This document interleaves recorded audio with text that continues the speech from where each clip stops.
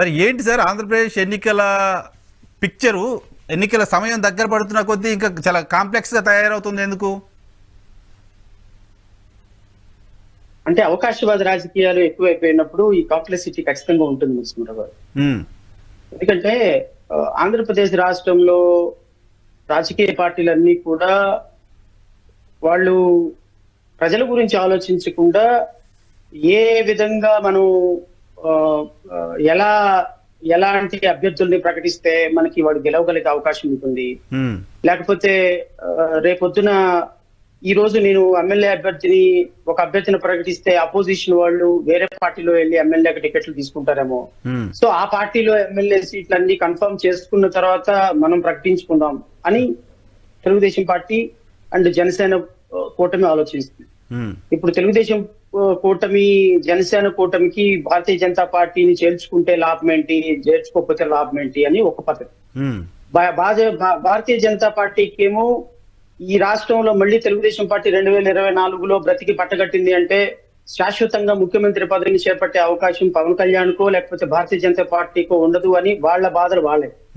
Telugu Desam party ఏమో Pawan Kalyan కలుపుకోకపోతే 20,000 15,000 voting కాన్స్టిట్యున్సీకి shift అయిపోతే స్ప్లిట్ అయిపోతే మేము ఓడిపోతానేమో 50-60 కాన్స్టిట్యున్సీలోనే తెలుగుదేశం భయం.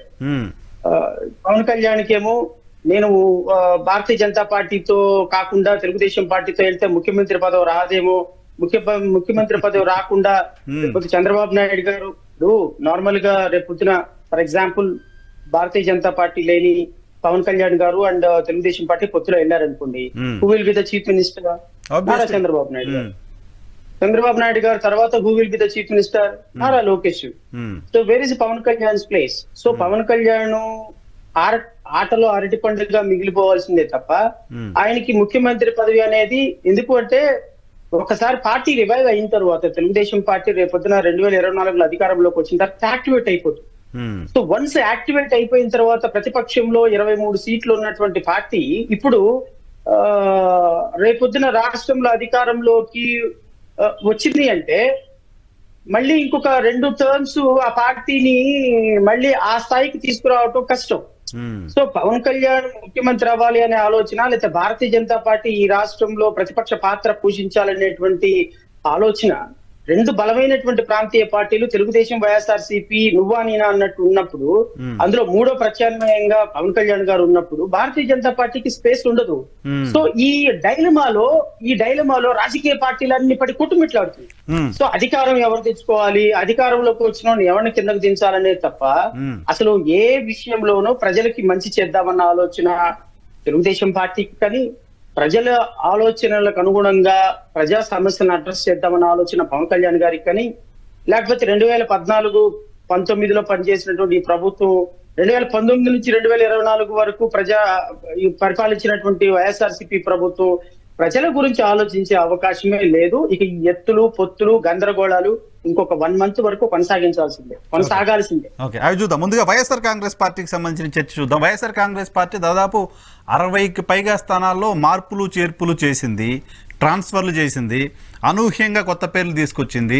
ఇగో రెడ్డి స్థానం ఇది, గడిచిన ఎన్నికల్లో ఈ రెడ్డికి ఇచ్చాము, ఈసారి ఇక్కడ బీసీలకు ఇస్తున్నాం అంటూ చెప్తోంది. ఇప్పుడు ఇచ్చిన స్థానాల్లో మెజారిటీ బీసీ ఎస్టీలకు ఇచ్చామని చెప్తోంది. సో ఇప్పటి వరకు జరిగిన ఈ 6 లిస్టులు చూసిన తర్వాత మీకేమనిపించింది? వైఎస్ఆర్ కాంగ్రెస్ పార్టీకి సంబంధించిన ఈ మార్పులు చేర్పులపైన మీ అభిప్రాయం ఏంటి? I think it doesn't work out anyway.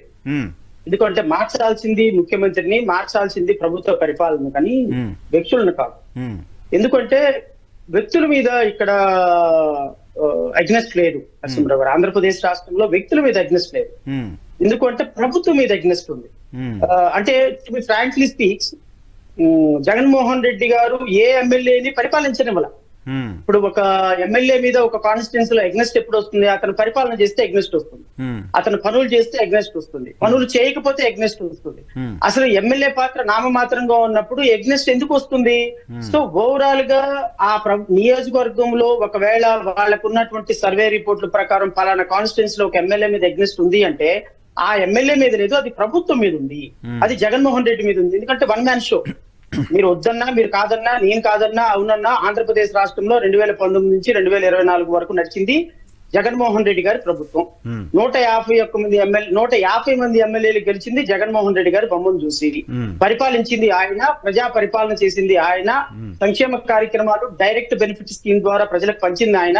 ఎమ్మెల్యేల పాత్ర ఎక్కడా లేదు. సో రేపొద్దున ఎమ్మెల్యేలుగా ఈ కాన్స్టిట్యున్సీ నుంచి ఆ కాన్స్టిట్యున్సీకి, ఆ కాన్స్టిట్యున్సీ నుంచి ఈ కాన్స్టిట్యున్సీకి కుల సమీకరణాలు, సామాజిక సమీకరణాలతోటి చేసినటువంటి ప్రయాస వృధా ప్రయాస అవుతుంది తప్ప జగన్మోహన్ రెడ్డి గారికి ఈ విధమైనటువంటి ప్రయోగం ఏ విధంగానూ బెనిఫిట్ ఇస్తుంది అని నేనైతే అనుకుంటున్నాను. రైట్. సో వైఎస్ఆర్ కాంగ్రెస్ పార్టీలో టికెట్ రాని వాళ్ళని చేర్చుకోవడం పైన ప్రతిపక్షం కాన్సన్ట్రేట్ చేస్తోంది. మొత్తం వచ్చేస్తున్నారు అంటే ఒక ప్రచారం చేస్తోంది. ఇటువంటి చెత్తని, ఇక్కడ పనికిరాని చెత్తనే అక్కడ ఎలా యాక్సెప్ట్ చేస్తారో అంటూ కూడా ప్రతిపక్షమే మాట్లాడుతోంది. సో ఇప్పుడు వాళ్ళనే తెచ్చి దగ్గర పెట్టుకోవడం ద్వారా ప్రతిపక్షానికి కలిగే గెయిన్ ఏంటి? ప్రతిపక్షం చాలా లాస్ పోతుంది. అయితే వీళ్ళకి ఈ విషయం ఇప్పుడు అర్థం కాదు. ఇప్పుడు ఉన్నటువంటి బట్టని రేపు బోడుగుండ అయితే కానీ తెలుగుదేశం పార్టీకి, జనసేనకు అర్థం కాదు. ఎందుకంటే నరసింహరావు గారు ఒకప్పుడు రాజకీయాలు ప్రజలు చాలా